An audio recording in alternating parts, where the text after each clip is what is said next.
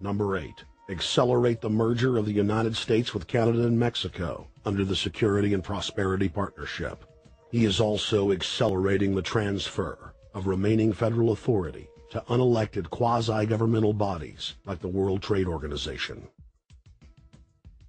Number 9. Obama must convincingly play the part of the president and convince the people of the United States that the buck actually stops with him. This is critical to the globalist master plan, because in 4 to 8 years, Obama must take the blame, as Bush did, for the New World Order's horrific agenda. At that point, the elite will put a new puppet in the ceremonial seat of power and build him up as the savior, only to tear them down again. And so the process is repeated over and over. For their program to work, it is essential that the people not learn that the presidency is now nothing more than theater, because if they did, the people would stop looking at the pawns and start looking for the king.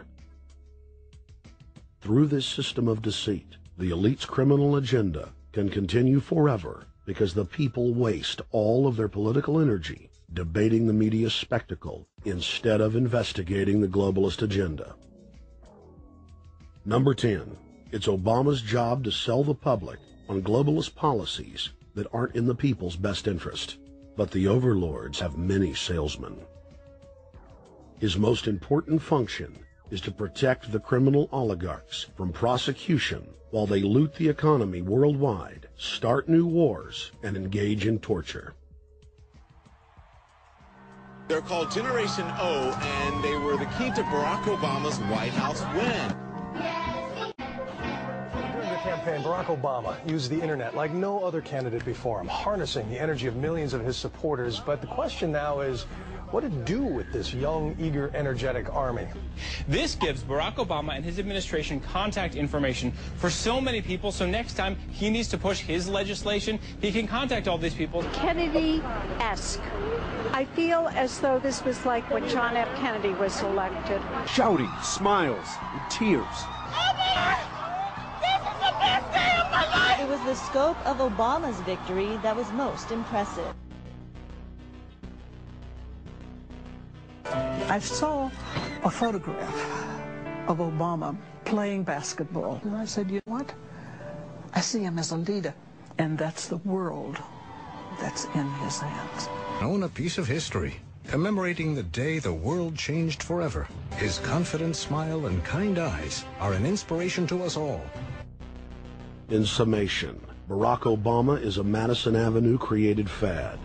All of the crazed Obama worship, being pushed by the corporate media, is scientifically designed to capture the public in a net of peer pressure mass euphoria. If the New World Order can just distract the public for a few more years, the elite can finish constructing their police state control grid.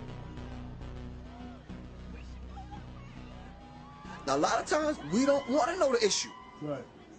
We don't want to know the issue. We feel, what do you call this thing where you get this false sense of gratification, but because a black man is in office, everything's going to be all right. No, everything's not going to be all right. Yeah. Until you look into the agenda and what the Democratic Party has been about, is about, and will be about, regardless if Barack Obama is the president or not. And that's real. Barack Obama is the perfect Trojan horse. He makes the people feel like they finally have a place at the table, even as he betrays them.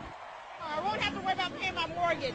Oh, it's such a blessing to see you, Mr. President. Thank you for taking time out of your day.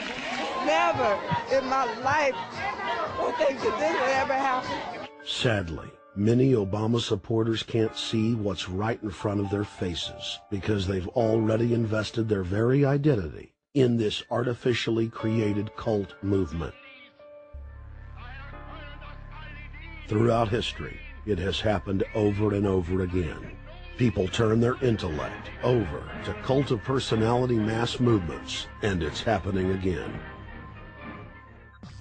The evidence presented in this film is documented fact, and those that ignore what history has taught us do so at the peril of us all. As frightening as the information in this film is, there are many things we can do to stop the globalist agenda dead in its tracks.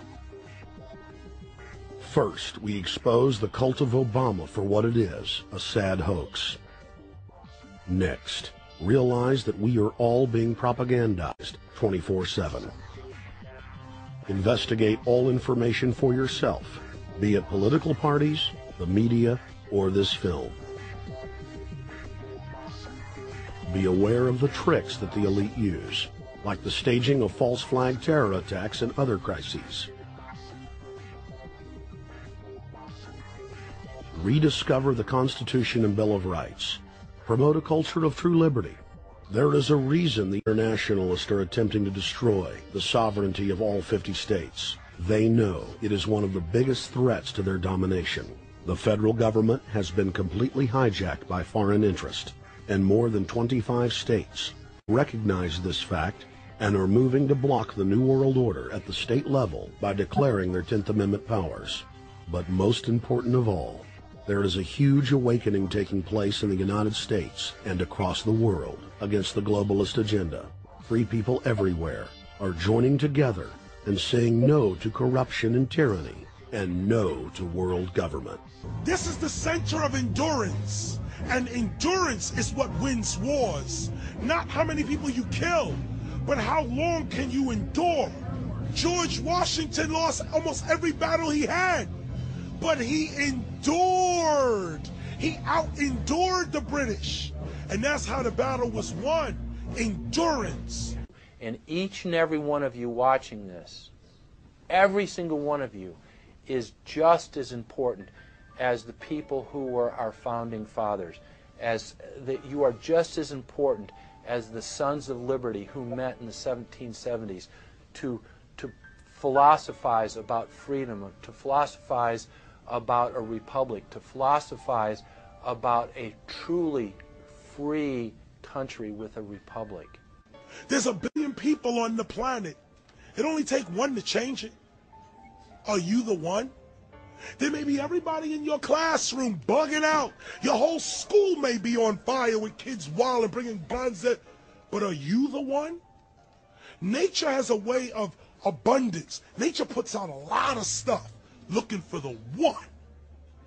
So if you're going to go along with the trend of let's just kill each other, let's disrespect each other, then you're part of nature's plan as well, to be part of just the excess.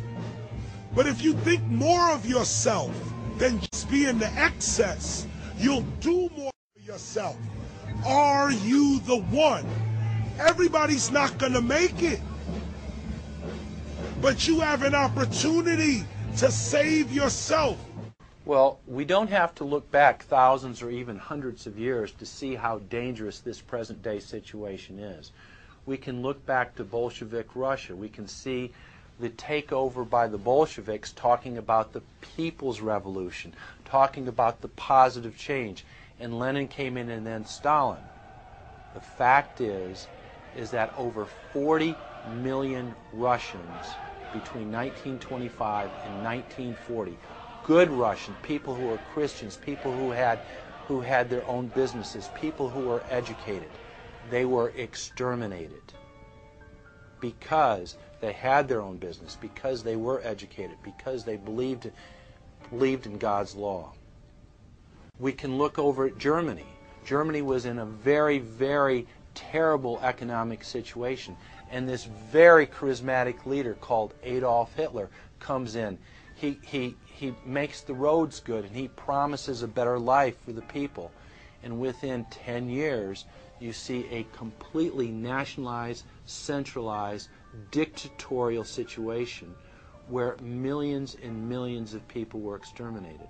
And then we can go to Maoist China.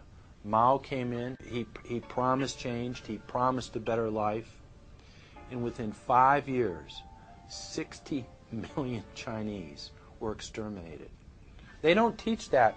They don't teach that in the schools these days, and it wasn't that long ago. And I pray to God that this will not happen in the United States.